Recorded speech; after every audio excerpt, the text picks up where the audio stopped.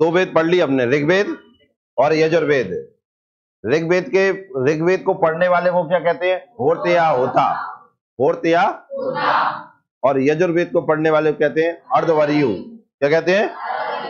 Clear है। अब पढ़ते हैं सामवेद। कुल मंत्र है 1549। कितने हैं? सामवेद का कोई मंडल नहीं है, ठीक है ना। यजुर्वेद का हम देख के आए, उसके दो भाग है, कृष्ण और शुक्ल, आया ना।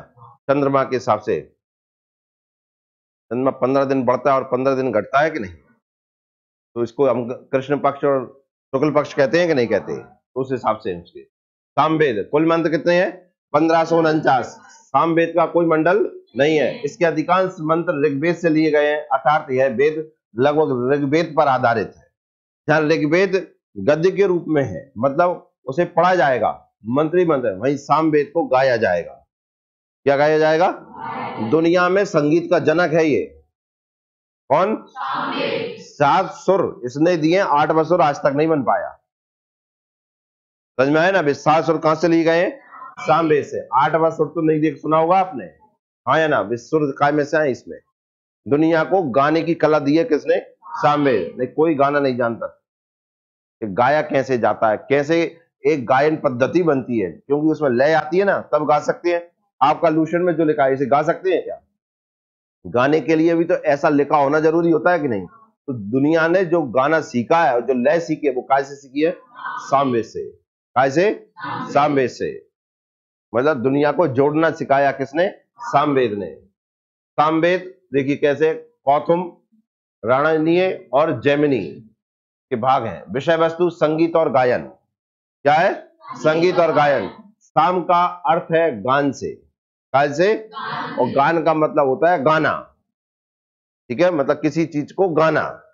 साम वेद से ही सर्वप्रथम 7 स्वर, जानते ही होंगे आप, की जानकारी प्राप्त होती है, इसलिए इसे भारतीय संगीत का जनक माना जाता है। कौन से संगीत का? भारतीय संगीत, क्योंकि ये स्वर भारतीय संगीत के ही है। समझ में आए ना? तो भारतीय संगीत का जनक कौन है? सामवेद। गौतम शाखा अधिक प्रचलित तथा प्रमाणित है। सामवेद के पुरोहित का नाम उग्रदाता है। क्या है? क्या है? 3 के नाम पढ़े आए। पुरोहित का मतलब पढ़ने वाले का नाम। ऋग्वेद का क्या है? होर्त या होता, यजुर्वेद का अर्धवर्यु और सामवेद का उग्रदाता, ठीक है ना। जैमिनीय नामक ऋषि ने सामवेद को संकलित किया है। कुछ योगदान सुकर्मा ऋषि ने भी दिया है। कौन से ऋषि का नाम है? जैमिनीय नामक ऋषि ने सामवेद को संकलित, संकलित का मतलब क्या होता है? इकट्ठा करना। क्या करना? इकट्ठा करना। उसे एक किताब के रूप में लाए कौन? जैमिनीय। और साथ दिया किसने? सुकर्मा ऋषि ने। अब आता है कौन सा? अथर्ववेद।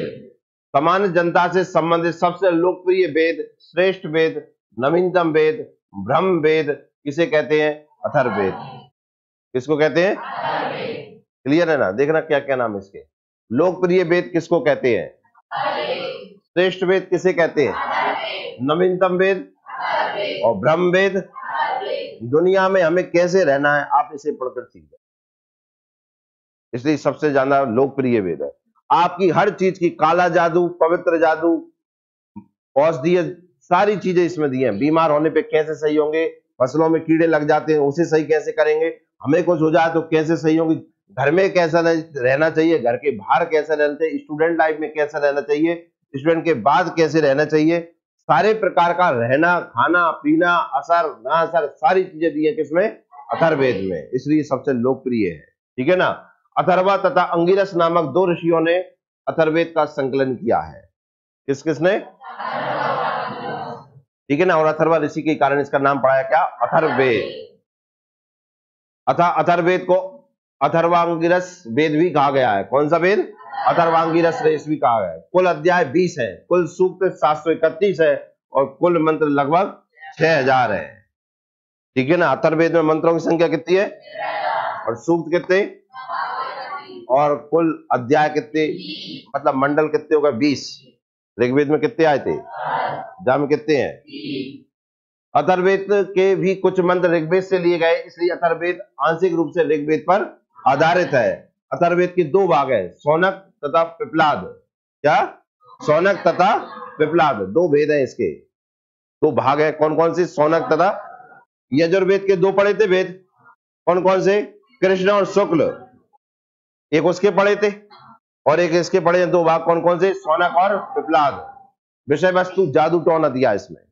क्या दिया है? वशीकरण, किसी को वश में करना, किसमें दिया? अथर्ववेद में। प्रेतात्मा, जो आप अभी बागेश्वर धाम को देख रहे हैं, वो सब यही अथर्ववेद पर आधारित है। वो कह रहे हैं ना, कोई भारतीय इसमें कोई प्रमाण, जी अंधविश्वास है फलाना ढिमका, दुनिया प्रमाणित हो जाए फिर वो अंधविश्वास नहीं होता।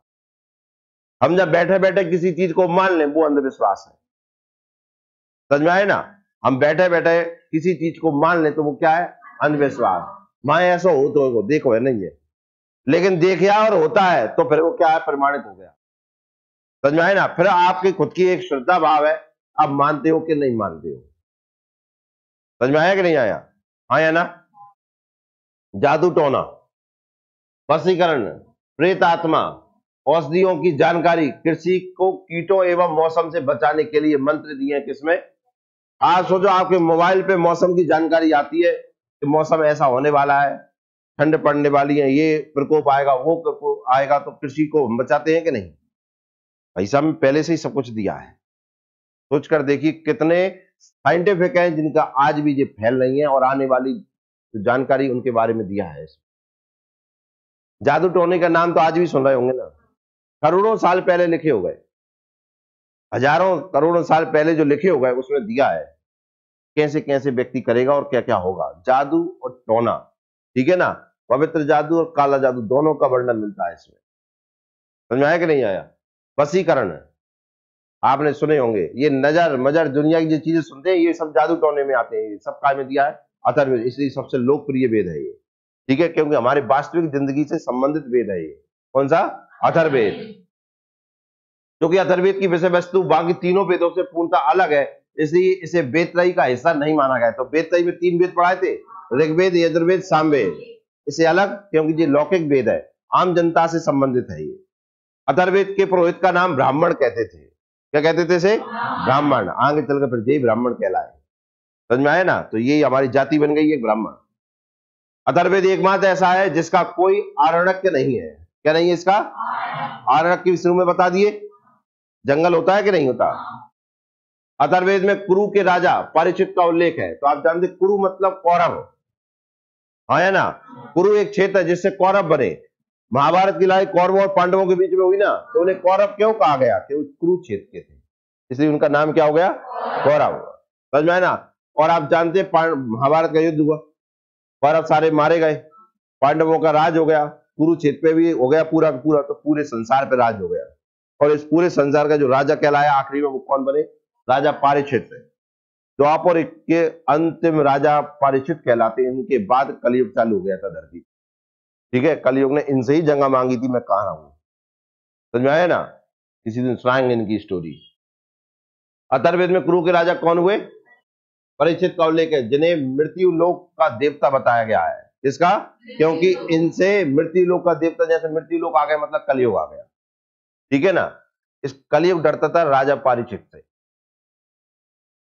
दूर भग जाता था इनके पास में, क्योंकि बहुत ही ज्यादा शक्तिशाली थे, बहुत ही ज्यादा। इनके मारे जो कलयुग होता था भग जाता था, फिर इनकी मति भ्रष्ट कर दी और इनसे स्थान मांग लिया। कहा कि मैं कौन हूं? तो एक सोने में रहता है और सारे मादक पदार्थों में रहता है कलयुग। सोना धारण करते हैं ना, उसमें कलयुग रहता है, काल रहता है। समझ में आया ना? एक मादक पदार्थ, इनमें भी क्या रहता है? काल, मतलब कलयुग रहता है। जो इन्हें सेवन करेगा उसका विनाश निश्चित है। समझ में आया कि नहीं आया? तो उनने स्थान तो दे दिया था राजा परीक्षित ने सोने में। मैं सोचा सोना तो महंगा है, कौन पहनेगा, लेकिन ये भूल गए कि सोना मेरे मुकुट पे ही रखा है। भाई सिर के ऊपर क्या रखा है? मुकुट। मुकुट काय का है? मां में आग बैठ कर उनकी मति ऐसी कर दी, ठीक है ना? बस फिर उसने अपना राज चालू किया। देख ही रहे हो राज कैसा चल रहा है। अथर्ववेद में मगध तथा अंग क्षेत्रों में रोग फैलने की कामना की गई है। देखो क्या लिखा है, अथर्ववेद में मगध तथा अंग क्षेत्र में रोग फैले। अब अंग क्षेत्र आप जानते हैं, अंग क्षेत्र के राजा कौन थे? कर्ण, ठीक है नहीं थे? और मगध के राजा आप जानते हैं, मगध अभी पढ़ेंगे हम, भयंकर मगध ही पढ़ना है, भयंकर हमें, क्योंकि मगध सबसे शक्तिशाली बनेगा आगे जाके। धनानंद, चंद्रगुप्त मौर्य, अशोक, ये सब यहीं पे आएंगे मगध में। पर मगध से पहले भी और कुछ राज्य वो शक्तिशाली थे। काशी नाम सुना होगा, काशी ये शक्तिशाली थी, ठीक है ना। फिर काशी को जीता गया, मगध में मिलाया गया, फिर मगध को शक्तिशाली बनाया गया। सब चीज आएंगी, बेहतरीन इतिहास है। अथर्ववेद में मगध तथा अन्य क्षेत्र में रोग फैलने की कामना की गई है। काशी का प्राचीनतम उल्लेख अथर्ववेद में ही मिलता है। काय में? अथर्ववेद में सभा व समिति को प्रजापति की 2 पुत्रियां कहा गया है। सभा और किसकी पुत्रियां थी? अब प्रजापति का नाम सुना है? कौन प्रजापति? कौन? दक्ष। दक्ष क्या भाई? कौन? सुनो न, तानों का छू नाम नहीं सुना प्रजापति? कौन? आओ, उपनिषद। क्या पढ़ेंगे? उपनिषद। देखिए, ब्रह्म, आत्मा और परमात्मा का वर्णन मिलता है काय में? उपनिषद में। काय का? ब्रह्म, आत्मा और परमात्मा का वर्णन है उपनिषद में। मुक्ति का उपनिषद के अनुसार उपनिषदों की कुल संख्या 108 है। कितनी है? 108। Very very very very important. उपनिषदों की संख्या कितनी? 4 उपनिषद केवल गद्य में है, कट, ईश, श्वेताक्षर और मैत्रायणी। ये कितने काय में? नाम याद नहीं रखना है, बस बता दे। 4 उपनिषद काय में? गद्य में। बाकी सब काय में है? पद्य में। मतलब उन्हें क्या गाया जा सकता है? भाई कविताओं को कैसे गा के पढ़ जाता है कि नहीं? प्रश्न उपनिषद एवं केन उपनिषद गद्य और पद्य दोनों में लिखे गए हैं। शेष उपनिषद पूर्णतः पद्य में लिखे गए हैं। 10 उपनिषद पर आदि गुरु शंकराचार्य ने भाष्य लिखा है। भाष्य मतलब होता है 2020। क्या होता है? 2020। एक इतनी बड़ी किताब की आती है कॉलेज की, बाकी 2020 बन जाता है। हाँ, उसका क्या मतलब होता है? सार पढ़ना, कंक्लूजन अकेला दिया रहा है उसमें। क्या? तो लोग बागों को वेद पढ़ने में बड़ा टाइम लगता था, समय नहीं था उनके पास कि तो कौन पढ़े।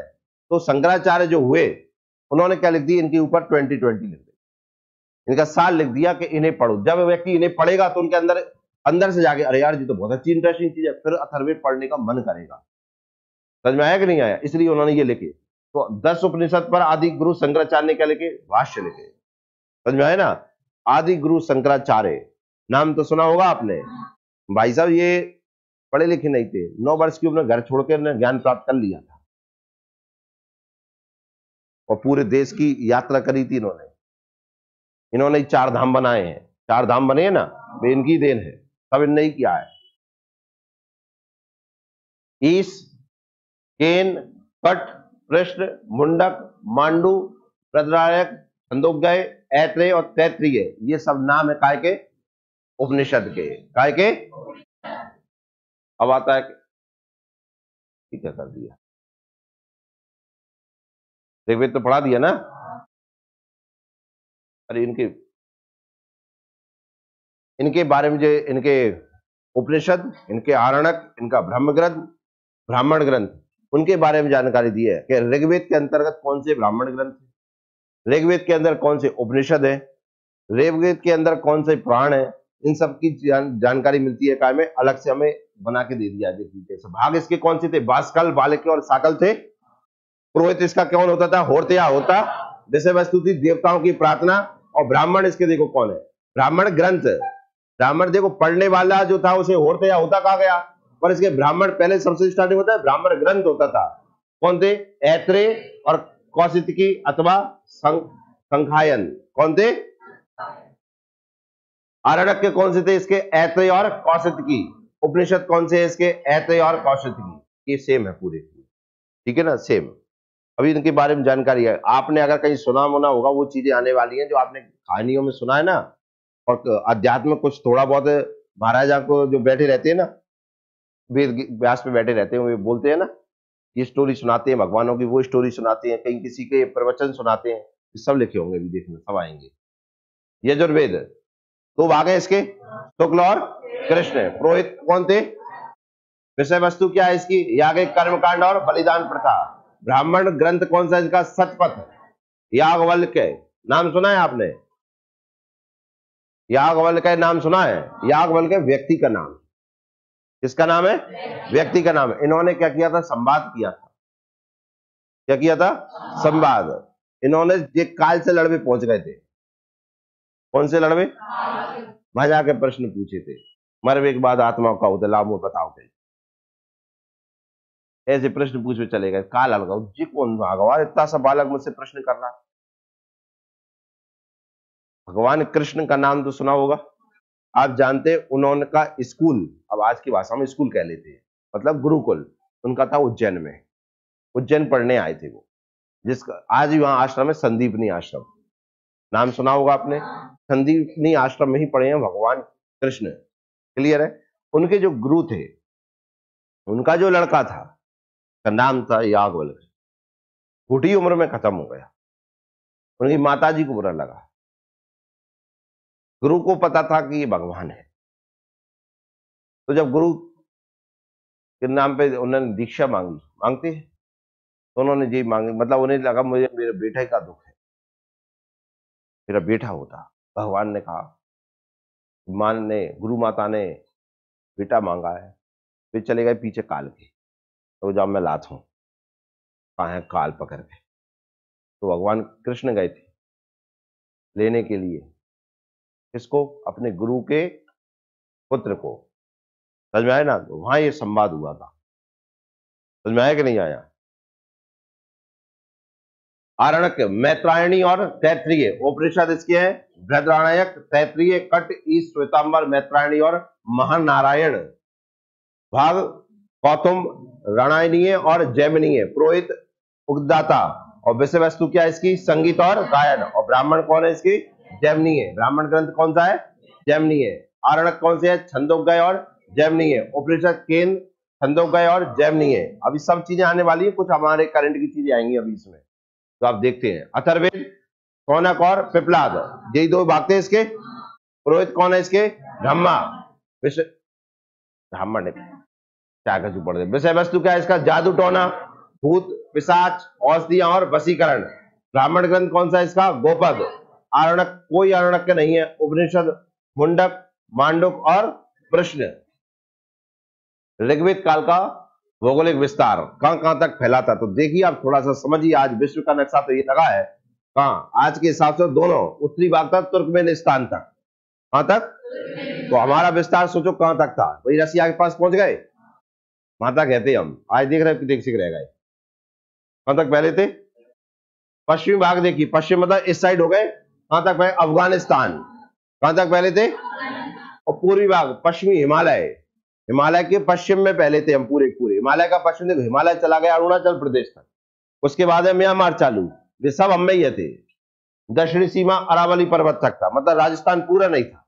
कहां तक पहले थे, अरावली पर्वत। समझ में आया ना, दक्षिणी सीमा यहां तक थी, मतलब साउथ इंडिया के बारे में जानकारी नहीं है इसमें। जैसे भी ऋग्वेद को कहां लिखा गया है, सरस्वती नदी के किनारे। सरस्वती नदी कहां है, गुजरात और राजस्थान में बहती थी। यहां भगवान आए थे और नदी किनारे बैठ के उन्होंने ऋग्वेद की रचना करी थी। ये ऋग्वेद को अपौरुष ग्रंथ कहते हैं, मतलब जिसे किसी पुरुष ने नहीं लिखा है, उन्हें सीधा आके किसने लिखा है, भगवान ने लिखा था। आज भी ऐसा नहीं कि ऋग्वेद ना हो, आज भी ऋग्वेद है, आप चाहें तो पढ़ सकते हैं उसे। समझ में आया ना, जिन्हें भगवान का प्रमाण चाहिए ना, ऋग्वेद ही खुदा ही प्रमाण है, जिसे किसने लिखा है, भगवान, किसी मनुष्य ने नहीं लिखा है। समझ में आया ना, मंत्री मंत्र दिए, पहले संस्कृत सीखना पड़ेगी। समझ में आया ना, 12वीं में पढ़ने के लिए 11वीं तक पास होना जरूरी है ना, ऐसे ही वेदों को डायरेक्ट नहीं पढ़ा जाता है। वेद को पढ़ने के लिए पहले 6 चीजें पढ़नी पड़ती, तब वेद समझ में आते, नहीं वेद को अक्षर समझ में नहीं आते। समझ में आया कि नहीं आया, क्योंकि वेद में जो शब्द दिए हैं ना, उनका मीनिंग अलग है, और वास्तविकता की मीनिंग बहुत कुछ अलग है। जैसे वेद को पढ़ने के पहले 6 किताबें पढ़नी पड़ती हैं, तो बताएंगे भी 6 किताबें कौन सी हैं, कौन कौन सी पढ़नी पड़ती है। तो ये इसका विस्तार है। दक्षिण में अरावली, पूर्व में पश्चिमी हिमालय, और पश्चिम में अफगानिस्तान, और उत्तर में तुर्कमेनिस्तान, और इस बीच का पूरा ऋग्वैदिक काल कहलाता था। कौन सा काल, भारत के किन राज्यों में विस्तार है, पंजाब, जम्मू कश्मीर, हरियाणा, दिल्ली, गुजरात, उत्तरी राजस्थान, पश्चिमी उत्तर प्रदेश। क्लियर है ना।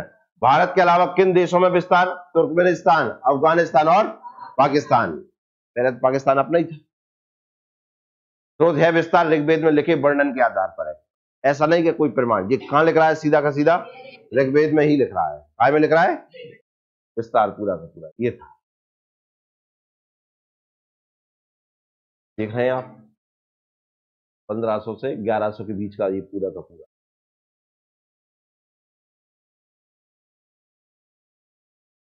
अफगानिस्तान से पश्चिमी उत्तर प्रदेश, तुर्कमेनिस्तान से लेकर अरावली पर्वत, उत्तर से दक्षिण, पूर्व से पश्चिम से पूरा। ऋग्वेद काल की नदियां, ऋग्वेद के 10वें मंडल में एक नदी सूक्त है जिसमें 21 नदियों का उल्लेख है। कितनी नदियों का? 21। ऋग्वेद में सप्त सैंधव प्रदेश, सप्त सैंधव का मतलब है 7 नदियों की भूमि। जैसे पंजाब 5 नदियों की भूमि, ऐसी सप्त सैंधव मतलब 7 नदियों की भूमि। सिंधु, झेलम, चिनाब, रावी, ब्यास, सतलज और सरस्वती का बार बार उल्लेख मिलता है। ये है 5 नदियां। अब कुछ तो दिख ही रही है, ये नहीं दिखती। कौन सी? सतलुज, तो सॉरी सरस्वती लुप्त हो गई, धरती के नीचे बह रही है। वैज्ञानिक इसको अभी भी पता करने में लगे हैं। इतना प्रमाण मिल गया कि इसका रास्ता क्या था। आज वैज्ञानिक को इतना जरूर पता चल गया कि सरस्वती नदी कहां बहती थी, उसके प्रमाण मिल चुके, और यह भी पता कर लिया कि धरती के नीचे उसका क्षेत्र भी मिल सका है। अब बस इतने में लगे हैं कि इसके अंदर जाने को, कि अंदर इसमें पानी है या नहीं है। पूरी टीम लगी है इसकी, पूरी पूरी, कि सरस्वती नदी कहां गायब हो गई। तो रास्ता मिल चुका है पूरा का पूरा, चिन्हित भी हो गया है। अब बस खोदने की वो है, खोद के पता करते हैं कितने नीचे बह रही है वो। समझ में आया ना? कौन सी नदी? सरस्वती। क्योंकि हमने भी पढ़ा है, संगम देखा है हमने, इलाहाबाद में होता है कि नहीं। आज नाम प्रयागराज है, 3 नदियों का संगम है। कौन कौन सी? गंगा, यमुना, सरस्वती। पर गंगा यमुना तो दिखती है, सरस्वती नहीं दिखती है, फिर भी मान लेते हैं गंगा मैं पहले से ही चला रहा था, मतलब सरस्वती नदी थी तो सही, पर आज लुप्त हो गई। तो वैज्ञानिक इसको पता करने में लगे वेदों के आधार पर कहां कहां बहती। तो रास्ता चिन्हित हो गया है, अब निकालने की खुदाई की जरूरत है, खुदाई करके उसे पता करेंगे कहां तक है। अतः है क्षेत्र ऋग्वैदिक कालीन आर्यों के निवास का प्रमुख केंद्र बिंदु था। तब सदर प्रदेश की 7 नदियां देखी। पहली कौन सी है? सिंधु। कौन सी है? फिर कौन सी? सही नहीं दिख रहा, वो सिंधु है। फिर है क्या? सरस्वती। फिर है सतुद्री। अब ये आपके नाम याद रखने पड़ेंगे। सतलुज का पुराना नाम क्या है? झेलम का वितस्ता। तो आपने पढ़ा है वितस्ता का युद्ध, हाइडेस बीच का युद्ध, सिकंदर और पोरस के बीच में हुआ था कि नहीं, राजा पोरस के बीच में हुआ था कि नहीं। तो उसे वितस्ता का युद्ध या हाइडेस बीच का युद्ध कहलाता है कि नहीं। चिनाब का अस्किनी, रावी या इरावदी का परुष्णी, दसराग युद्ध परस नदी किनारे हुआ, वर्तमान में रावी। एक और नाम क्या है? इरावदी। विपाशा या व्यास, इसका नाम था क्या? मरुत वृद्धा। क्या? अभी एक और पुराना व्यास का एक और नाम था विपाशा। ये और पुराना नाम क्या है? मरुद वृद्धा। ये पुराने नाम है, याद कर लेना, ये पेपर में 100% पूछ। माना जाता है कि इसी सप्त सैंधव प्रदेश में ऋग्वेद की रचना हुई तथा देवासुर युद्ध हुआ था। तो आपने टीवी में सुना होगा या कहीं, देवासुर संग्राम, राक्षसों का और देवताओं का युद्ध हुआ था, वो यही हुआ था। मैंने बताया ना आपको, सारी चीजें मिलेंगी, इंद्रलोक के बारे में भी जानकारी देंगे, यही है, रुक जाओ आएगा सब। तो कहां हुआ था? देवासुर संग्राम हुआ था इसी क्षेत्र के बीच में, देवताओं के बीच में और राक्षसों असुरों के बीच में। ठीक है, देवासुर का मतलब है देव और असुर। ठीक है ना, देव हो गए आर्य, असुर हो गए अनार्य। समझ में आ गया? ऋग्वेद में सप्त सैंधव प्रदेश का भी उल्लेख है, जिसे देवकृत योनि मतलब देवताओं की उत्पत्ति का स्थान कहा गया है। ऋग्वेद में सप्त सैंधव प्रदेश का उल्लेख है। मतलब आप सोचो कि भारत की भूमि पे ही सारे देवताओं का जन्म क्यों हुआ है? क्योंकि ये देवताओं की भूमि थी सारी सारी। किसकी? देवताओं की। ऋग्वेद में सप्त सैंधव प्रदेश का भी उल्लेख है, जिसे देवकृत योनि, इसका मतलब क्या होता है? देवताओं की उत्पत्ति का स्थान कहा गया है। इसी सप्त सैंधव प्रदेश में सारे देवताओं का जन्म हुआ है, यहीं पे आए हैं, यहीं पे लड़ाइयां हुई हैं, यहीं सब कुछ हुआ है। समझ में आया कि नहीं आया? यहीं पे वेदों की रचना हुई है, सब हुआ है यहाँ पर। अतः गंगा और यमुना इनकी पश्चिमी सीमा बन गई। ठीक है ना, इससे स्पष्ट है कि ऋग्वैदिक काल के लोग इन नदियों के बारे में परिचित तो थे, किंतु इन नदियों का अधिक महत्व नहीं था। कौन का? गंगा और यमुना का। सरस्वती सबसे पवित्र नदी मानी जाती थी। कौन सी? सरस्वती। ठीक है ना, गंगा का उल्लेख मिलता है, लेकिन उस समय की पवित्र नदी कौन सी थी? सरस्वती। ऋग्वेद में सबसे अधिक बार उल्लेख सिंधु नदी का हुआ है, इसलिए हम सब लोगों को क्या कहते थे? सिंधुवासी। क्या कहते थे? फारस के आए, वे कह गए हमें हिंदू। नहीं, हम हिंदू नहीं थे, हम सिंधु थे। हम कौन थे? सिंधु। उनसे क्या है, बोलता नहीं था सिंधु, इसलिए वे क्या बोल के गए? हम थे हिंदू। हिंदू हिंदी का शब्द नहीं है, फारसी का शब्द है। सिंधु नदी को उसके आर्थिक महत्व के कारण हिरण्यनी कहा गया है। क्या कहा गया है? हिरण्यनी। इसका नाम ध्यान रखना। सिंधु नदी का एक और नाम क्या है? कहीं नहीं मिलेगा नाम, ये नाम यही मिलेगा तुम्हें। कहूंगी किताब में नहीं दो, तुम रिल्यूशन रखिए, क्या कहूंगी नोट्स रखा, कहीं नाम नहीं मिला, यही ध्यान रखना आप। सिंधु नदी द्वारा ऊनी वस्त्रों का व्यवसाय होने के कारण इसे उर्णावती भी कहा गया है। देखो एक और नाम मिल गया, कौन सा? क्या नाम है? उर्णावती। मतलब इससे व्यवसाय होता था, मतलब आप समझ गए, व्यवसाय होता था मतलब पहले के लोग जहाज बनाना जानते, नाव बनाना जानते थे। जबकि हमें क्या बताया गया इतिहास में, लूशन ट्राकर देखिए, कि जब अंग्रेज भारत में आए थे तब हमने नाव बनाना सीखा। अब बताओ, ये अंग्रेजन की औलाद में पैदा ही नहीं भाई, और हम व्यवसाय कर रहे हैं, कपड़ा बना रहे हैं हम, वो भी हमें पैदा ही नहीं हो रहे हैं और हमें सिखा गए। तो कितना गलत इतिहास हमारे सामने रखा है, सोच कर देखिए। मतलब कितना गलत पढ़ते हैं, याद करते हैं और करवा जाते हैं जबरदस्ती, और हमें करने पड़ते, कितना गलत है। वैदिक सभ्यता का इतिहास में मात्र एक चैप्टर है, जबकि यही हमारा पूरा होना था। सोच कर देखिए, हम सिंधु नदी इतनी बड़ी नदी है, उसे व्यवसाय कर लेते तो जहाज होंगे उस समय हमारे। वहां एक प्रमाण वास्को डी गामा के टाइम का मिलता है। वे ही मानते थे कि आविष्कार नाव जहाजों का हमने किया। कौन कहते थे? ये पुर्तगाली और स्पेनिश, ठीक है ना। लाल जब अपने जहाज से कहा भारत, कौन? Vasco D gamma. और जब रास्ता भटक गओ तो सामने जब एक चीज देखी तो डरा गओ, वो सामने तो 7 मंजिल जहाज है। कितना? और जाको छोटो सो जहाज, वो 7 मंजिल ज्यादा तेज भग रहा हो, जबकि छोटा जल्दी भगना था। बहरा गाँव देख के जो कहा गो, तब पता चला भारत के बारे में इतना समृद्धशाली है हर चीज में, पैसा में भी और ज्ञान में भी, हर चीज में। पर इतिहास आज का थोड़ा सा उल्टा बताते हैं। हमें बताते हैं कैसा? बिल्कुल छोटा। और विदेश को कैसे बताते हैं? बहुत बड़ा।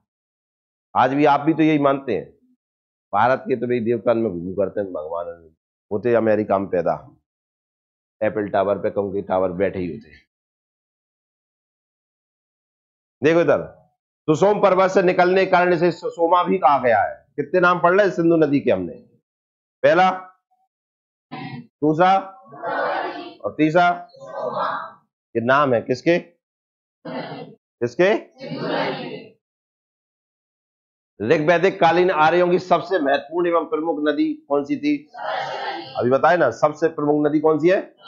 सरस्वती नदी को नदीत्मा, देवित्मा, मातेत्मा कहा गया है।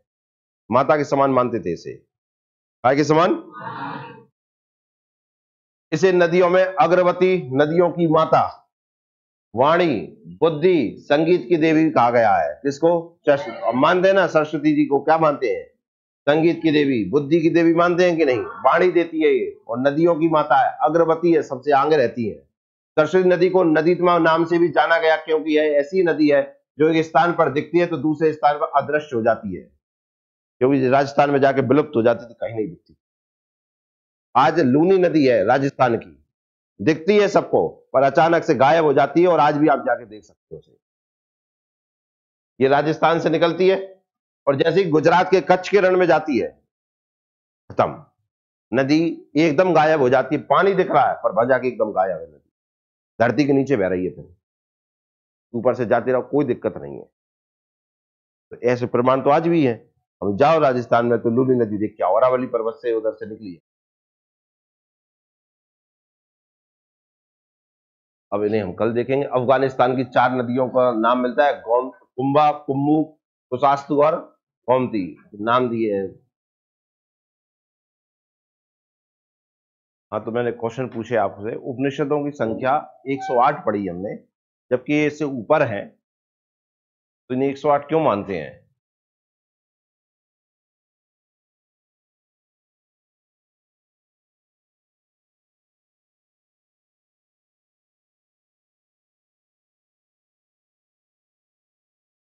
बताएंगे?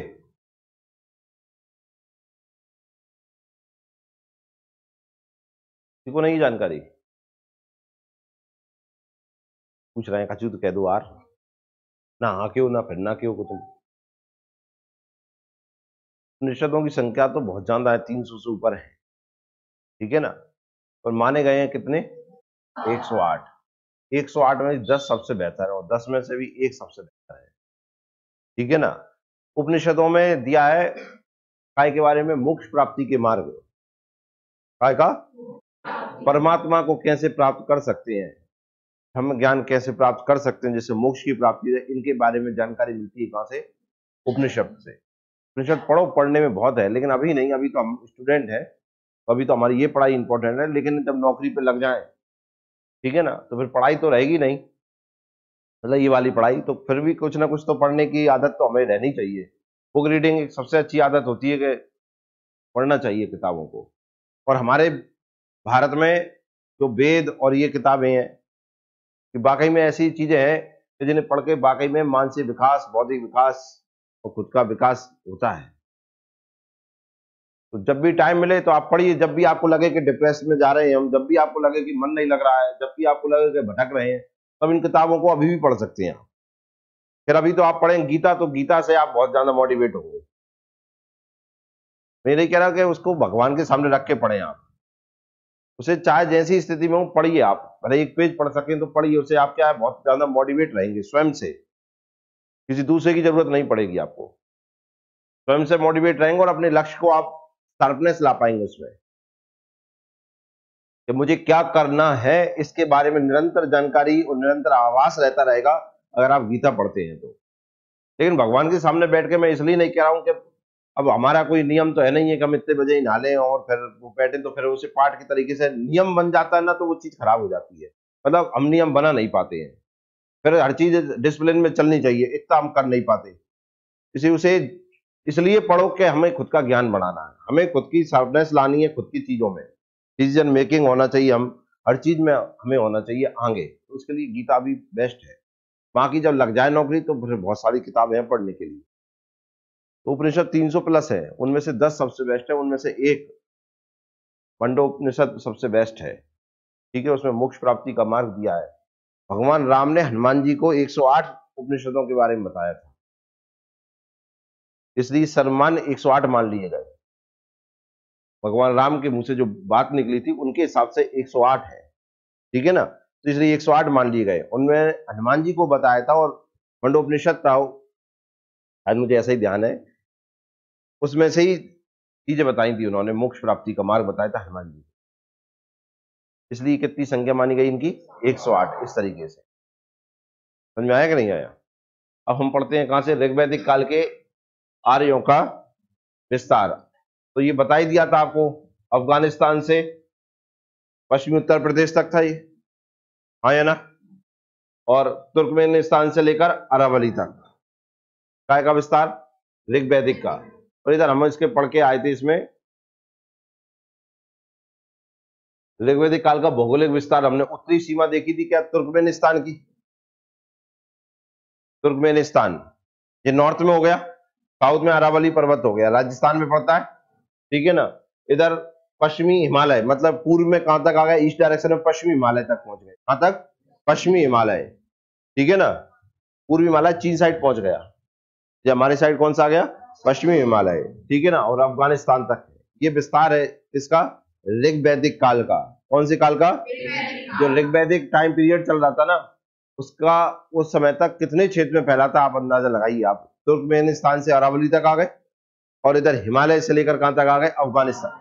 अफगानिस्तान की साइड इसलिए नहीं बढ़ पाए क्योंकि अफगानिस्तान में बहुत सारे पर्वत हैं, हिंदुकुश पर्वत जो पूरी सीमा बना देता है, ठीक है ना। भारत में प्रवेश इसी से होकर आया था, हिंदुकुश पर्वत पड़ता है, उसमें एक दर्रा है पास, खैबर दर्रा। जितने भी आक्रमणकारी है ना, वो उस उधर से सिकंदर वहीं से आया, ठीक है ना। आर्य भी वहीं से होकर, और भी बहुत सारे आक्रमणकारी उसी से होकर आए थे, खैबर दर्रे से। दर्रा कैसे बनता है? नदियां, नदियां होती हैं, वो बहती हैं पहाड़ों के बीच में से, रास्ता बना देती है, नदियां सूख जाती हैं, रास्ता रह जाता है, वही कहलाता है क्या? दर्रा, पास, ठीक है ना। तो ऐसे ही खैबर दर्रा है, उससे होकर आए थे आर्य, कहां पर? भारत में। समझ में आया कि नहीं? इसलिए अफगानिस्तान के उस साइड तक नहीं बढ़ पाए, पहाड़ी पहाड़ है और कटीले पहाड़ है, मतलब उन पर चढ़ना बहुत कठिन है, इस कारण से अफगानिस्तान की साइड के उस साइड ज्यादा आगे तक नहीं जा पाए, विस्तार नहीं हो पाया, ठीक है ना। तो ये हमने पढ़ा था पूरा का पूरा। ऋग्वेद काल की नदियां देखते हैं, पढ़ा दिया था क्या? नदियां देखिए, ऋग्वैदिक के 10वें मंडल में एक नदी सूक्त है, मुझे लगता है मैंने पढ़ा दिया है, हाँ या ना? ये पढ़ा दिया मैंने, ये भी पढ़ा दिया। ये देवासुर युद्ध पढ़ा दिया था,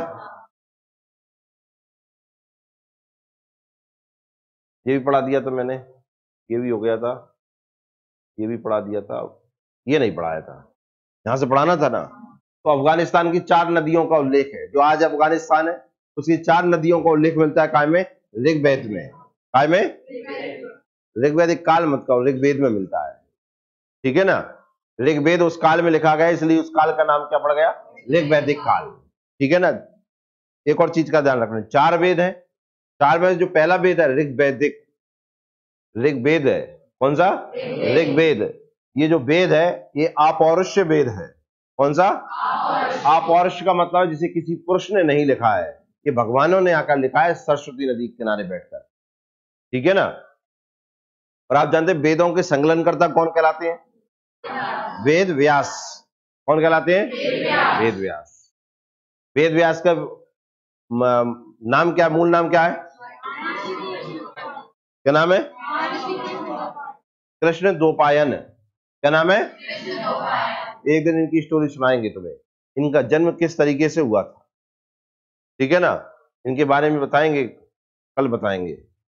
कृष्ण द्वैपायन जो आज वेद व्यास के नाम से जाने जाते हैं, इनका जन्म कैसे हुआ था। पर थोड़ा सा हिंट थोड़ी सी दे देती हूँ कि पिता ने बेटी से ही शादी कर ली थी, तब जाके जन्म हुआ था कृष्ण द्वैपायन का। एक ऋषि ने अपनी बेटी से शादी करी थी, समझ में आया नहीं? मतलब आप समझना, पिता ने किससे शादी कर ली? बेटी से, और पिता को पता नहीं था कि ये मेरी बेटी है। ऐसी रोचक कथा है वेद व्यास के जन्म के बारे में।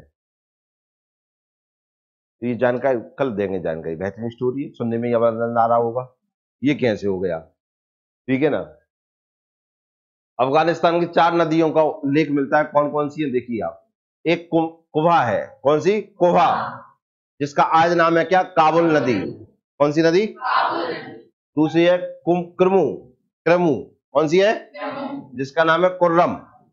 कौन सी आज? ठीक है ना। एक नदी है सुवास्तु, क्या थी? सुवास्तु, आज है क्या? स्वात, ठीक है ना। एक है गोमती, जिसका आज नाम है क्या? गोमल। समझ में आया कि नहीं? क्या नाम है? ये 4 नदियों के पुराने और नए नाम, प्राचीन नाम और वर्तमान नाम करा दिए आपको, ठीक है ना। याद रखना है, पेपर में पूछा गया है, ठीक है ना, कि काबुल नदी का प्राचीन नाम क्या है? कुभा। कुर्रम का पुराना नाम क्या है? क्रमु। और स्वात का क्या नाम है? सुवास्तु। और गोमल का क्या है? गोमती। समझ में आए ना। आपने सुना होगा महाभारत में शकुनी, सुन पाए हो का? कौन कौन ने सुना है? कहां के निवासी थे? कांधार के नहीं, गंधार, वो अफगानिस्तान में ही पड़ता है। कहां पड़ता है? आपकी क्लास में कहीं वर्ल्ड ज्योग्राफी पढ़ा पाए हम? कब पढ़ा पाए? तो फिर पूरे की पूरे इनकी उत्पत्ति बता दें कि कैसे क्या हुई। जिन्होंने पीएससी वाले बैच में वर्ल्ड ज्योग्राफी पढ़ी उसमें बताया मैंने सब चीजों, ठीक है ना। कहाँ कैसे कौन आए थे, तो कहाँ भीष्म लेने गए थे, और कहाँ कौन सा प्रतिशोध उन्होंने लिया महाभारत के युद्ध में, शकुनी ने, सब बताया उन्हें, ठीक है ना। यह 4 नदियां वर्तमान में अफगानिस्तान में है। इससे स्पष्ट होता है कि ऋग्वैदिक काल के आर्यों का विस्तार पश्चिम में कहां तक था? अफगानिस्तान तक। कहां तक था? अफगानिस्तान तक। ऋग्वैदिक काल के पर्वत और देखिए कौन कौन से पर्वतों का उल्लेख मिलता है और उनके वर्तमान में क्या क्या नाम है। ऋग्वैदिक लोगों का पश्चिमी हिमालय की जानकारी थी, क्या की जानकारी थी? पश्चिमी, उस साइड नहीं जा पाए, चढ़ नहीं पाए होंगे तो उस साइड नहीं जा पाए होंगे, किंतु पूर्वी हिमालय की जानकारी नहीं थी। पश्चिमी हिमालय को हिमवत कहते थे। क्या कहते थे? हिमवत। अब हिमालय नाम तो अब पड़ गया। हिमधन आलय, इसका मतलब होता है, आलय का मतलब होता है घर। किसका घर? हिम का घर। हिम का मतलब होता है बर्फ। बर्फ के घर को हिमालय कहा गया है वर्तमान में। ये तो गया इसका विक्षेद है, हिमधन आलय, ठीक है ना। आलय का जैसे पाठशाला, विद्यालय, आलय आता है, विद्याधन आलय, विद्या के घर को क्या कहते हैं? विद्यालय। ऐसे हिमधन आलय, हिम के घर को क्या कहते हैं? हिमालय। समझ में आया कि नहीं? और यह नाम पड़ा है क्या? हिमवंत। हिम तो इसमें भी नाम आ रहा है। हिम मतलब होता है कि बर्फ का पहाड़, तो पहले हिमालय का क्या नाम था? हिमवंत। क्लियर हुआ कि नहीं हुआ? उन किताब में नहीं दो जो तुम्हें नाम, ठीक है ना। आप एल्यूशन पढ़ रहे हैं उसमें नहीं दिया है, और भी नोट्स उठा लीजिए, पीएससी वालों के नोट्स उनमें भी नहीं दिया है हिमवंत। ठीक है ना, इसलिए चीजों को विशेष ध्यान रखना, नहीं तुम ऐसी कह दो आप ठीक है अब जो था। ऋग्वेद में कुछ चोटियों का भी उल्लेख है जो आधुनिक पश्चिमी हिमालय से संबंधित मानी जाती हैं। ऋग्वैदिक काल के पर्वत देखिए, अब ये नाम आपने जो देखते हैं, रामायण देखते हैं, आप कृष्ण लीला देखते हैं, या कुछ आपने जो पढ़े हैं उनमें नाम सुने होंगे आपने। देखिए मुंजबंत चोटी, कौन सी? सलामत, अर्जिक, सरयणाव्रत और सुसोम। कौन सा? सुसोम। ये क्या है? पर्वत है। ऋग्वेद में मरुस्थल को धन्व कहा गया है। क्या कहा गया है? धन्व। आज हम जिसे डेजर्ट मरुस्थल पढ़ते हैं, जैसे थार मरुस्थल है भारत में, राजस्थान में, हाँ है ना, थार मरुस्थल का कुछ भाग पाकिस्तान में भी है। कहां पर है? पाकिस्तान। तो पाकिस्तान में थार नहीं कहते। कौन बताएगा पाकिस्तान में थार मरुस्थल को किस नाम से जाना जाता है? पाकिस्तान में थार मरुस्थल को किस नाम से जाना जाता है? थार डेजर्ट का नाम कौन कौन ने सुना है, पहले ये बता दो। थार मरुस्थल का नाम किस किसने सुना है? तुमने नहीं सुना? तुमने भी नहीं सुना? थार मरुस्थल राजस्थान दिख रहा है, कहां गाओ? ये राजस्थान वो दिख रहा है, ये दिख रहा है राजस्थान के इस वाले जो बीकानेर वगैरह दिख रहा है आपको, जोधपुर बीकानेर ये वाला क्षेत्र, यहां पड़ता है थार मरुस्थल। रेत ही रेत है, ना जमीन है ना कुछ है, मतलब जमीन मतलब मिट्टी नहीं है कि कोई फसल हो जाए, ठीक है ना, मेरी रेत है, ना पानी है ना कुछ है। क्लियर है ना? क्या है? यहां पर केवल रेत है, बंजर भूमि, इसे कहते हैं मरुस्थल। क्या कहते हैं? मरुस्थल। भारत का ये हॉटस्पॉट कहलाता है। अगर पूछे कभी पेपर में, कैसे पूछेंगे कि भारत में बरसात के लिए हॉटस्पॉट क्या है, तो आप कहेंगे थार मरुस्थल है, क्योंकि भारत में जो बरसात होती है और अपने मध्य प्रदेश में जो बरसात होती है केवल थार मरुस्थल के ही कारण होती है, क्योंकि गर्म है, बादलों के ऐसे खींच लेता है, और वर्षा कहां देता है? अपने थे, भैया के थे, बरसाता नहीं। देखो कितना एहसान हो रहा है अपने ऊपर, पूरे भारत के ऊपर एहसान है इसका। उत्तरी भारत है ना, उसके ऊपर का जो बरसात होती है वो थार मरुस्थल के कारण होती है। के कारण? एक थार और दूसरा अरावली। कौन सा?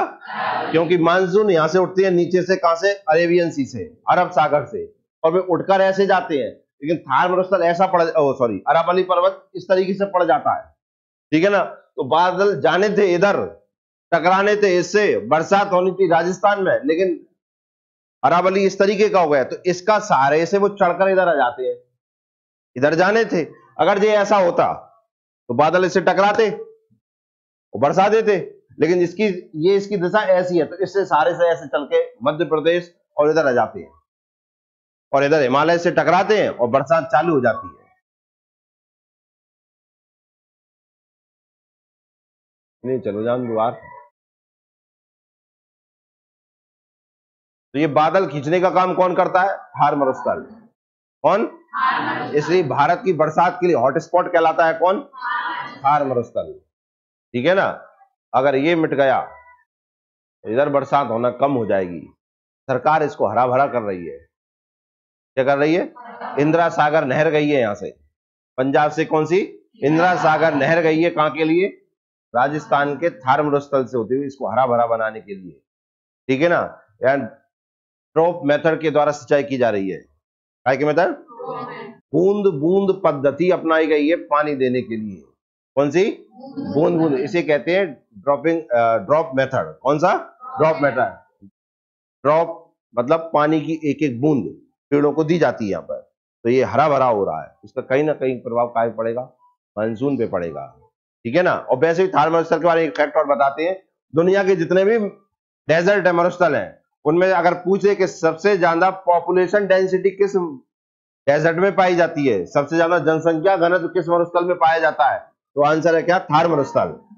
किसमें? बाकी सब देखो मरुस्थल में कोई रह नहीं पाता, ठीक है, वीराने है, जमीन है नहीं, कुछ हो है नहीं सकता, पानी है नहीं, पानी होगा तो आदमी रहेंगे ना, पर थार मरुस्थल में पानी है, पहुंचाया गया है, इसलिए वहां रहते हैं लोग।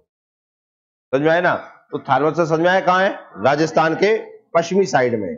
पर ये इसका विस्तार कहां तक है? पाकिस्तान में भी है, पर पाकिस्तान में इसे थार नहीं कहते हैं। समझ में आए ना? तो पाकिस्तान में इसे क्या कहते हैं वो बताना है, हाथ ऊपर करें।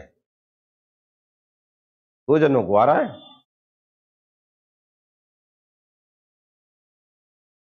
ये क्या कह दिया तुमने? चोलिस्तान कहते हैं, चोलिस्तान। क्या कहते हैं? चोलिस्तान। समझ में आए ना? बलूचिस्तान तो पाकिस्तान के पश्चिमी भाग में है, समझ में आए ना? वो एक अलग है, क्या नाम है? चोलिस्तान। थार मरुस्थल को पाकिस्तान में किस नाम से जानते हैं? चोलिस्तान से। समझ में आ गया? आओ उदय, तो मरुस्थल को क्या कहते हैं? क्या कहते हैं? धर्म कहते हैं। समुद्र, समुद्र के लिए परावत शब्द का प्रयोग किया गया है। अपर, पूर्व, सरस्वत, सरन्यावत। तो समुद्र के लिए काय का उपयोग किया गया है? परावत का। काय का? मतलब समुद्र को क्या कहते थे? परावत। मरुस्थल को क्या कहते थे? धर्म। क्लियर है? ऋग्वैदिक आर्यों का समुद्र का ज्ञान नहीं था, सॉरी, ऋग्वैदिक आर्यों को समुद्र का ज्ञान भी था, तभी तो उन्होंने समुद्र के लिए काय का उपयोग किया है? परावर्त का। काय का? देखो, दो चीजों का ध्यान रहेगा आपको। एक तो समुद्र के लिए काय का? परावर्त। कहो हाँ। दूसरा एक और क्या? मरुस्थल के लिए धन। पूछ ले कभी ऋग्वैदिकों को या ऋग्वैदिक काल के लोगों को या आर्यों को क्या समुद्र का ज्ञान था? तो क्या आंसर होगा? हाँ, उन्होंने समुद्र को ज्ञान, समुद्र का ज्ञान था और उन्होंने समुद्र के लिए कौन सी शब्द का उपयोग किया? परावत।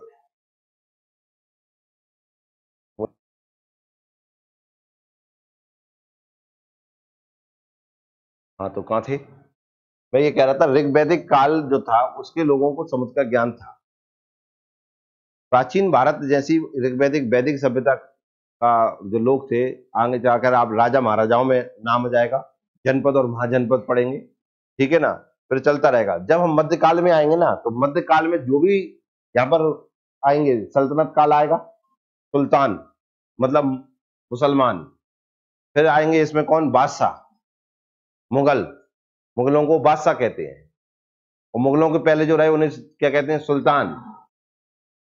हैं सारे के सारे मुसलमान ही, पर मुसलमान की दो श्रेणियां हैं। एक, कुछ लोगों, कुछ जो पहले थे उनको कहते थे सुल्तान, और मुगल जो भी आए उन्हें कहते थे हम क्या? बादशाह। ठीक है ना? तो इन्हें समुद्र का ज्ञान नहीं था। पूरा सल्तनत बीत गया, इन्हें समुद्र के बारे में कोई जानकारी नहीं कि समुद्र भी होता है।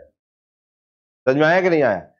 फिर मुगल आया, तब भी अकबर को पहली बार पता चलेगा क्या? समुद्र के बारे में। और वो भी कब? जब वो गुजरात को हासिल करने जाएगा, वहां आक्रमण करेगा गुजरात पर। काय पर? गुजरात। बुलंद दरवाजा का नाम सुना होगा आपने। जब वो जीत कर आता है तो बुलंद दरवाजा बनवाता है, ठीक है ना? तो पहली बार समुद्र के किनारे खड़े होकर देखते जो का है, वाह किरण जो समुद्र है। हमें पहले से ही ज्ञान था। समझ में आया कि नहीं आया? आगे इस प्रकार स्पष्ट होता है कि ऋग्वैदिक काल के लोगों को हिमालय, पर्वत, समुद्र, मरुस्थल के साथ ही गंगा एवं यमुना जैसी नदियों के बारे में भी जानकारी थी। ऋग्वैदिक काल का सामाजिक जीवन कैसा था? अब देखो वहां का समाज कैसा। हमारा समाज तो देखा ही है, हाँ या ना? आज सब समाज में ही रहते हैं कि समाज के परे रहते हैं? समाज में। और समाज के जो बाहर रहता है उसे कहते हैं परे। क्या कहते हैं? परे। ठीक है ना? तो वे लोग कैसे रहते थे, उनका समाज कैसा था, वो देखते हैं। हमारे पूर्वजों का समाज कैसा था, वो लोग क्या करते थे, कैसे अपना जीवन यापन करते थे, वो देखते हैं। तत्कालीन समाज मतलब उस समय का समाज रक्त संबंध अथवा सगोत्रीय पर आधारित था। क्या पर? सगो। आज भी गोत्रीयता पर आधारित है, हाँ या ना? तो पहले भी था, रक्त संबंध पे भी आज है। समाज का स्वरूप मूलतः कबीलाई था। कबीलाई मतलब होता है कि गांव नहीं थे, गांव से छोटा कबीला होता है, ठीक है ना? कि एक परिवार के लोग एक ही जगह रह रहे हैं, दो तीन परिवार के लोग, जैसे दादाजी तीन भैया थे, फिर उनके हो गए तो वो एक कबीला बन गया। पहले पढ़ रहा है तुम्हें? समझ में आ रहा है? कब पढ़ा रहे हैं? ज्योग्राफी के कॉन्स्टिट्यूशन? फिर तो 1 लाख। समझ में आए ना? क्या कबीलाई? कबीलाई से बड़ा होता है क्या? गांव। क्या हो जाता है? गांव। ठीक, गांव से बड़ा हो जाता है फिर एक नगर, कस्बा, उससे बड़ा हो जाता है ये जिला। काय के रूप में रहते थे? कबीलाई। इसलिए क्या कहते हैं? वैदिक सभ्यता को ग्रामीण सभ्यता कहते हैं। क्या कहते हैं? ठीक है ना? भारत की पहली ग्रामीण सभ्यता कौन सी है? ठीक है। समाज का स्वरूप मूलतः कैसा था? कबीलाई था। समाज की सबसे छोटी इकाई क्या थी? परिवार। सबसे छोटा परिवार था। आज भी परिवार है कि नहीं है? संयुक्त परिवार की प्रथा प्रचलित थी, अब खत्म होती जा रही है। अब सिंगल फैमिली होती जा रही है कि नहीं? जॉइंट फैमिली खत्म हो रही है कि नहीं? पर कुछ जगह पे है, लेकिन उनके भी अस्तित्व आप देखे जाए कैसे जबरदस्ती के लगे ये, कब बांटे से हेरा ही रहे, कब का हो जाए बस। ठीक है ना? पहले लेकिन परिवार कैसा होता था? संयुक्त परिवार होता था। दादा नानी, नाती, पोते आदि के लिए एक ही शब्द नृप्त का प्रयोग होता था। क्या का? नृप्त। मतलब दादा के लिए भी काल लगाते, नानी के लिए भी, नाती के लिए भी, पोते के लिए भी।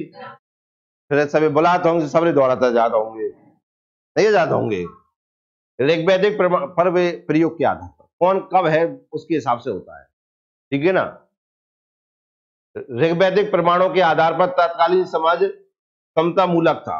ऋग्वैदिक प्रमाणों के आधार पर तत्कालीन समाज कैसा था? समता, मतलब समाज में कैसी समानता थी, भेदभाव नहीं था आज जैसा ऊंच नीच का, ठीक है ना। जाति के आधार पर भेदभाव होता है कि नहीं होता, पर ऐसा भेदभाव नहीं था, सब कैसे थे? समान, ठीक है ना। ना पैसे, खैर पैसे ही नहीं थे, आप ऋग्वेद में पैसे नाम की कोई चीज नहीं सुनेंगे।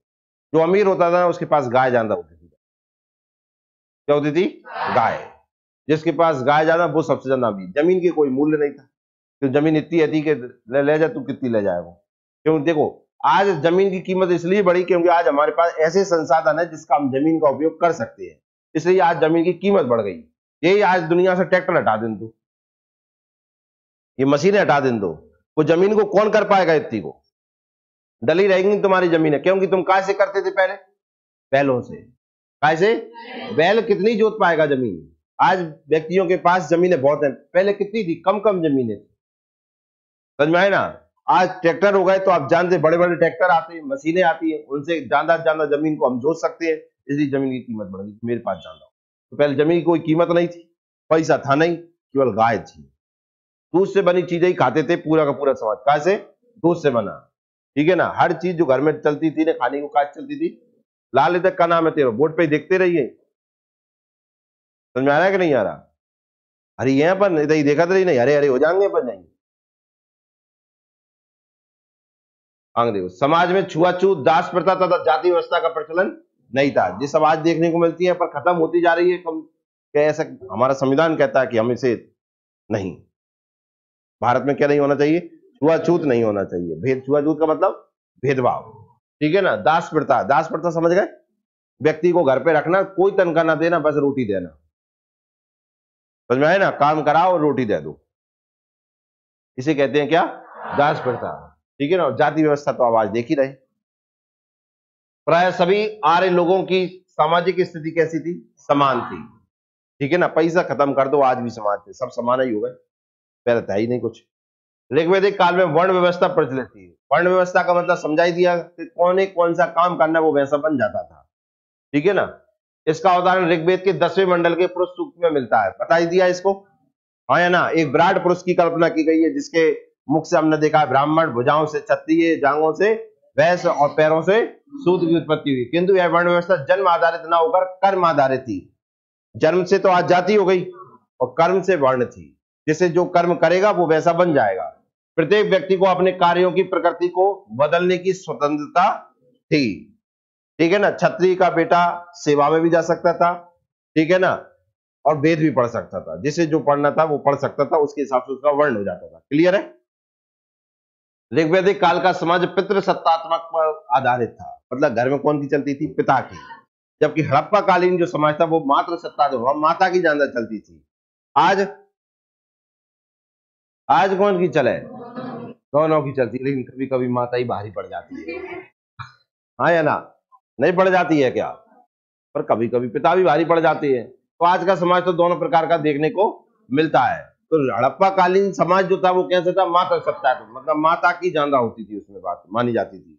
क्लियर है? और ऋग्वैदिक कैसा था?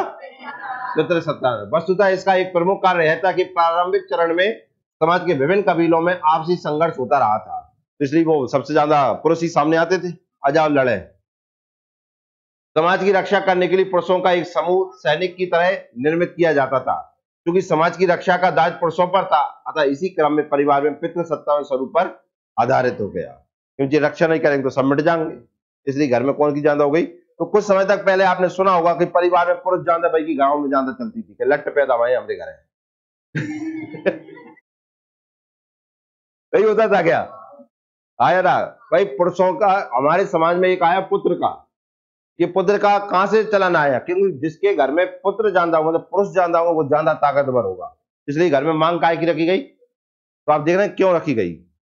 ये सोच समझ कहां से आई, ये समझ में आया कि नहीं? आज नहीं, आज जो मुख्य धारा से नहीं जुड़ पा रहे हैं, जो आज का वर्तमान नहीं समझ पा रहे हैं, वो लगे हैं इस चीज में कि घर में कौन हो कौन। बाकी आप जानते हैं जो पढ़े लिखे हैं, जो समझदार हैं, उनके घर में अगर एक लड़की भी है तो भी वो अपना परिवार चला रहे हैं, क्योंकि आज वो भेदभाव नहीं कर रहे हैं। पहले का जो भेदभाव वो देखने को तो इसी आधार पर मिलता है, एक तो वंश वृद्धि के लिए, ठीक है ना, और एक इसके लिए कि घर में चले कौन की, घर में नहीं सर, समाज में चले किसकी, जिसके घर में पुरुष ज्यादा, मतलब बाकी कागज ज्यादा भाई चले। पर आज ये खत्म हो रहा है, क्योंकि आज ना तो जमाना रहा लड़ने का, ना किसी, आज जमाना रहा काय का, दिमाग का। परिवार में मुखिया को ऋग्वेद में कुलप नाम से संबोधित किया जाता था, आज हमका क्या घर के मुखिया है। तुमने घर में कोई मुखिया हो तो क्यों हुआ है, दादा के हैं कहीं, क्या कहते हैं, कुछ तो कहते ही होंगे। घर में कोई पिताजी मुखिया है तो पिताजी कह रहे हैं उसे, हाँ या ना। तो पहले घर के मुखिया क्या कहते थे, कुलप, क्या कहते थे। जैसे आप कहते हैं आपके घर में किसकी है, तो आप कहते हैं पिताजी की चलती थी। पहले पूछे घर में कौन ही चलती है, तो कौन की चलती है, घर का मुखिया कौन है। आज हम कहें घर का मुखिया कौन है, तो पिताजी है, दादाजी है, दादी है, जो भी है, जैसे यही चलता है कि नहीं। पहले ये नहीं कहते चलती गए, कहते थे घर का कुलप कौन है, समझ में आया ना। तो अब दादा है कि पिता है, ऐसे चलता था, समझ में आया ना। मुखिया क्या कहते थे, कुलप। किंतु इसका यह तात्पर्य नहीं था कि इस समाज में महिलाओं की स्थिति दयनीय थी। दयनीय स्थिति तो भाई साहब कब से आई है, मध्यकाल से। कब से आई है, घूंघट प्रथा नहीं थी हमारे इधर, समझ में आए ना। जो आज भारतीय समाज पे लालचंद लगाते हैं कि तुम्हारा समाज कैसा है कि महिलाएं घूंघट में रहती हैं, मतलब आपके पुरुष इतने खराब हैं।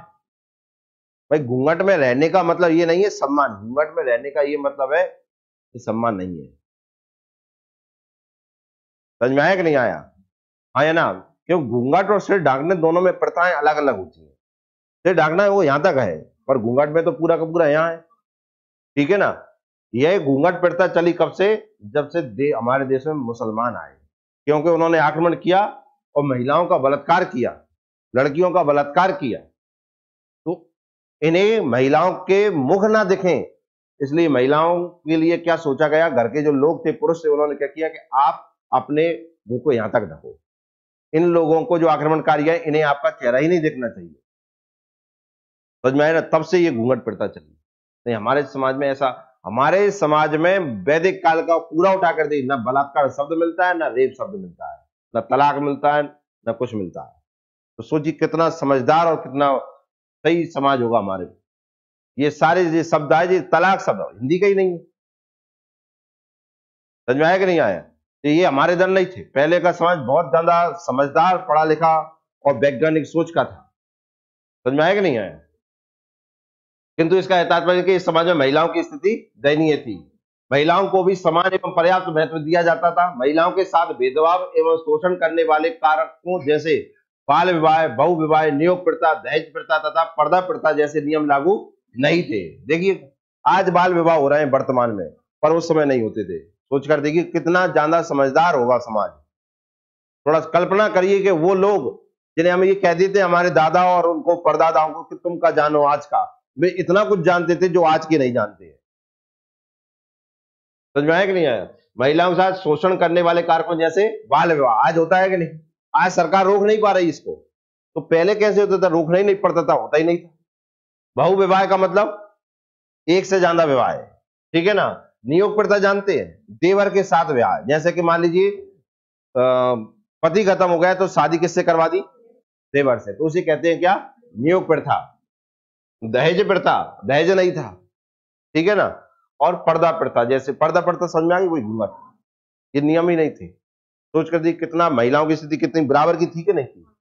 हाँ, और ये ऋग्वेद में देखने को मिलता है। क्यों, वाद विवाद देखने को मिलेगा हमें यहाँ पर। क्या देखने को मिलेगा, पुरुषों के साथ महिलाएं विवाद कर रही है मंच में बैठकर। तो जब महिलाएं मंच में बैठकर क्वेश्चन पे क्वेश्चन कर रही हैं और आंसर पे आंसर दे रही हैं, तो कैसे कह सकते हैं कि महिलाओं की स्थिति बेकार थी। तो बराबर की थी कि नहीं थी। विवाह के लिए लड़की को अपना पक्ष रखने का अधिकार था। आज जबरदस्ती शादी कर देते हैं, कहीं कहीं, कहीं कहीं खुला है कि पूछा जाता है, पर उस समय देखिए कैसा था। समझदार कहेंगे कि नहीं कहेंगे कि महिलाओं को, अब इससे अंदाजा लगा स्वयंवर था, लड़कों की कम महिलाओं की ज्यादा, लड़कियों की ज्यादा। स्वयंवर किसके लिए होता था? लड़की के लिए। अपना वर स्वयं से चुन सकती थी ना। इसका यह मतलब भी है कि ऐसा भी नहीं था कि वो अपने समाज में ही शादी करे, क्योंकि स्वयंवर रख रहा है तो उसमें क्या सर्वश्रेष्ठ उस समय के जो लोग थे वो आते थे, जाति थोड़ी देखी जाती थी। हालांकि उस समय लड़की की शादी के अवसर उपहार देने की परंपरा अवश्य प्रसिद्ध थी। क्या दिया जाता था? उपहार, जिसे आज नाम दे दिया क्या? दहेज। किंतु यह परंपरा स्वेच्छा पर आधारित थी, जिसे बहुत बहुत कहा जाता था। उपहार कोई देना चाहे तो दे, नहीं देना चाहे तो ना दे, पर उपहार को क्या नाम से जाना जाता था? बहुत। क्या? बहुत। इसके अलावा लड़की का जीवन पर्यंत अविवाहित रहने का भी अधिकार था, जिसे अमाजू कहा गया है। जो लड़कियां शादी नहीं करती थी जीवन भर, उन्हें क्या कहते थे? अमाजू। क्या कहते थे? बहुत बार पेपर में पूछा गया, इसका ध्यान रखना। जो लड़कियां ऋग वैदिक काल में, जो लड़कियां या वैदिक काल में जो लड़कियां जीवन भर विवाह नहीं करती थी, शादी नहीं करती, उन्हें क्या कहते थे? अमाजू कहते थे। पुत्र की तरह पुत्री को भी शिक्षा एवं यज्ञ आदि का भी अधिकार था। तो थोड़ा आज कल्पना करके देखो और हमारे ये ऋग वैदिक की कल्पना करो, कोई अंतर देखने को मिल रहा है? आज जिस प्रोसेस को हम कर रहे हैं, पहले वो पहले से ही थी। बीच में ही सब लोग झोल भाव। अब ये झोल आप जानते, हमने तो करो ही नहीं, हम तो पहले से ही थे। कोई बाहर के आए होंगे करने, उनने ही गड़बड़ करी है ये सारी चीज, और हमें ऐसी गड़बड़ हो गए। इसलिए हम इनको तो मान नहीं रहे जो इतना वैज्ञानिक था। सोच कर देखिए, आज जिसके लिए हम सरकार प्रयास कर रही, हम तो थे ही पहले ऐसे। हाँ या ना? आज एक और आपको चीज बताएं, हमारा प्राचीन कैसा था?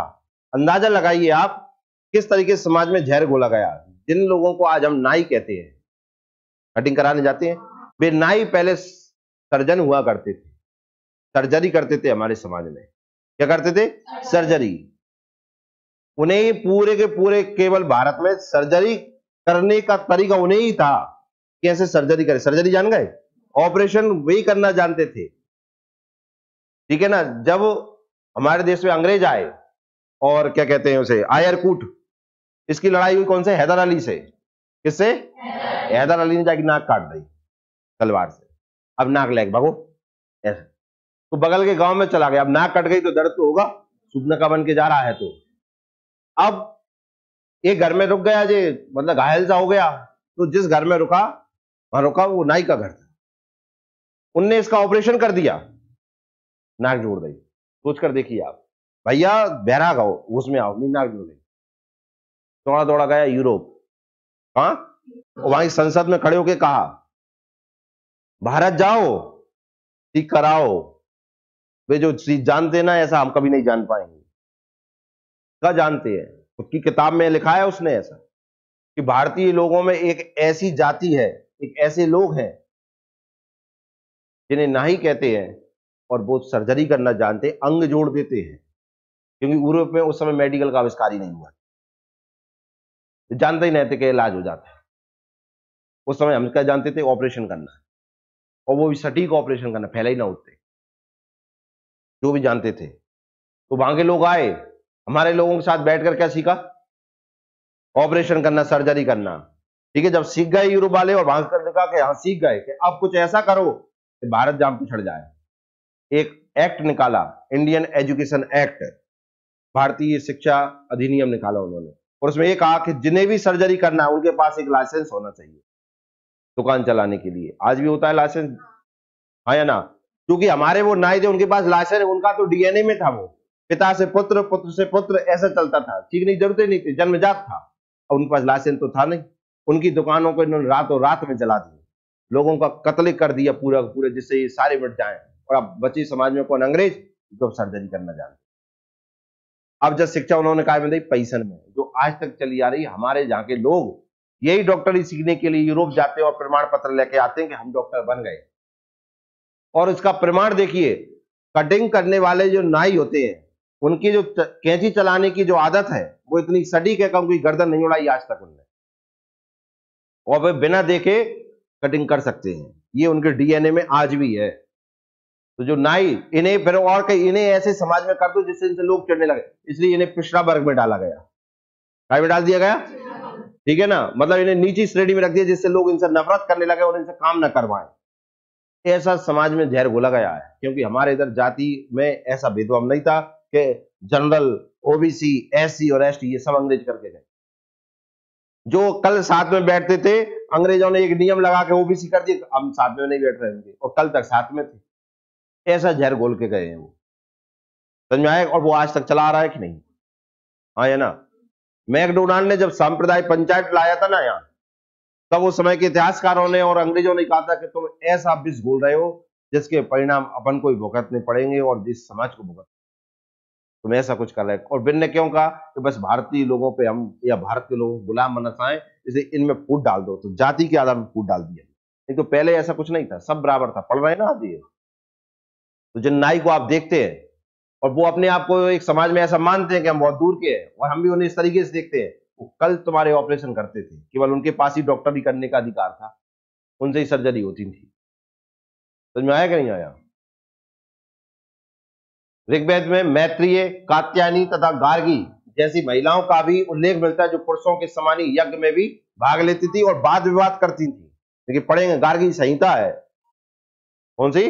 गार्गी संहिता मिलता का जानकारी मिलती है उपनिषदों से, उसे पढ़ो, उसमें क्या क्या प्रश्न करे गए हैं, ठीक है ना। उनके सामने पुरुष बैठ जाते थे, क्वेश्चन आंसर में टिक नहीं पाते थे, तो महिलाओं की स्थिति अच्छी थी, और ऐसा क्वेश्चन कर पा रही, मतलब पढ़ी लिखी भी होंगी। समझ में आया कि नहीं आया? स्त्रियों की शिक्षा पर अभी कोई प्रतिबंध नहीं था, आज प्रतिबंध देखने को मिल जाते हैं हमें, पर पहले कोई प्रतिबंध।